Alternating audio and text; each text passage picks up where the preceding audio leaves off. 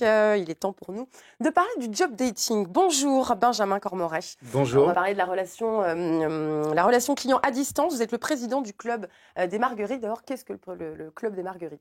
Eh bien, le Club des Marguerites, je vous Un vois club avec rire. des fleurs, des Voilà. marguerites. Eh bien non. D'abord les marguerites en lien avec les positions de travail. Des grands bureaux ronds accueillant plusieurs positions de travail en fait. Et donc le Club des Marguerites, c'est un club qui réunit les professionnels de la relation client à distance sur Nantes et son agglomération. Pour ne pas dire des centres d'appel, ce sont des centres de contact internes à différentes entreprises et différentes filières et secteurs d'activité en fait sur Nantes. Le 17 avril, vous organisez donc un forum dédié à la relation client à distance. En quoi consiste le job concrètement? Le job dating, en quoi il consiste? Accueillir un public Non, le job de la relation client à le distance. job de la relation client à distance. Il y en a plein de jobs en fait. Il y a plein de métiers. On met souvent la dénomination devant le dénominateur téléconseiller, téléprospecteur, télévendeur, téléassistant. Donc c'est de conseiller, assister par téléphone, mais pas que. Mais justement, ce sont des métiers qui n'ont pas forcément bonne réputation. En effet. Et on pense au centre. C'est pour ça que je suis là. là. Voilà. Alors, comment vous remédiez et comment vous faites en sorte de redorer le blason de ce métier? Eh ben, par une présence comme aujourd'hui sur un plateau, par des forums, par de la communication. Il faut redorer cette image parce que ce sont de fausses idées.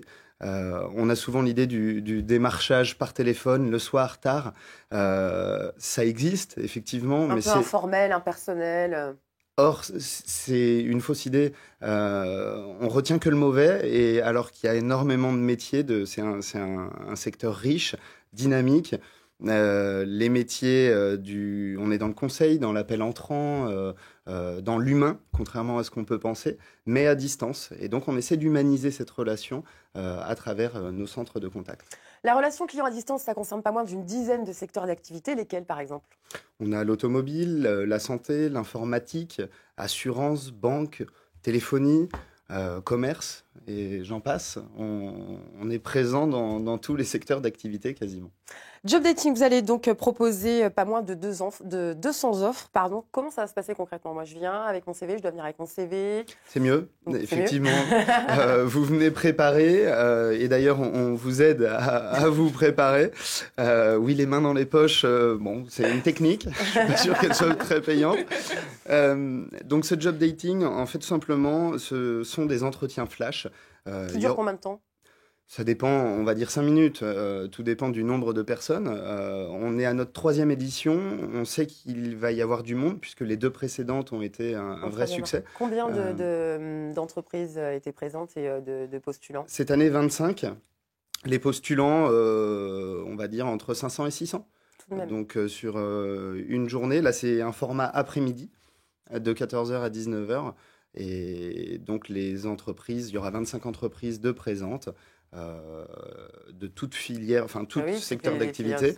Et donc vous pourrez justement découvrir plusieurs offres d'emploi, postuler et puis vous informer aussi. Et justement, ça se passe comment après à l'issue du job dating? Il y en a qui trouvent vraiment un emploi? Oui. Justement, je vous parlais de succès. Au-delà d'avoir une certaine fréquentation, c'est que derrière, il y a des débouchés. Là, vous parliez de 200 offres d'emploi, donc c'est pas rien. On a en 2017 quasiment 800 offres d'emploi, dont 57% de CDI.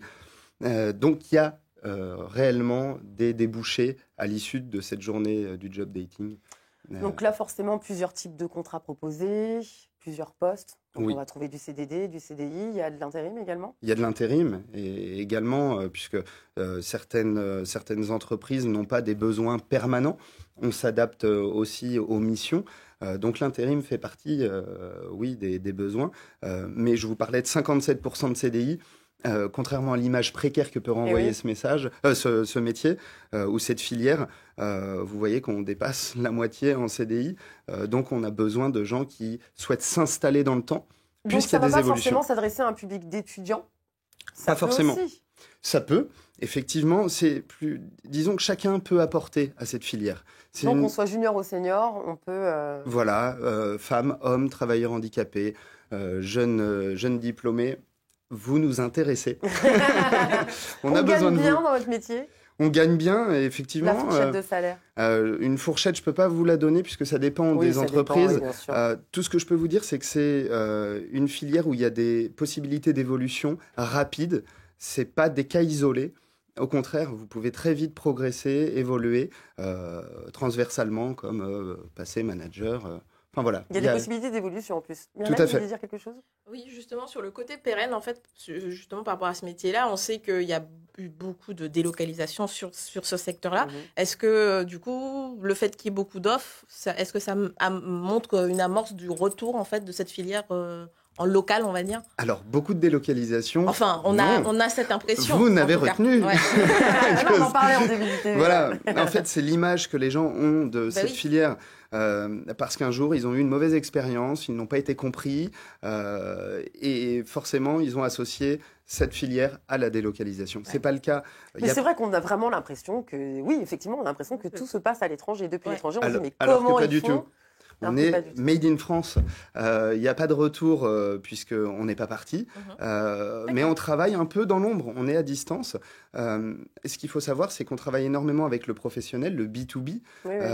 Quand vous avez besoin d'une assistance automobile, etc., voilà, vous tombez sur des centres de contact. C'est quand vous êtes démarché chez vous que vous retenez ce côté délocalisation. Alors, ce qui est bien, c'est que la Maison de l'Emploi propose des ateliers pour se préparer au forum. Tout à fait. C'est vrai que, voilà, comme vous le disiez, on n'arrive pas les mains dans les poches. Ouais. Et effectivement, on peut bénéficier d'ateliers. On est dans l'accompagnement. Alors, effectivement, donc c'est le Club des Marguerites et la Maison de l'Emploi qui organise cet événement.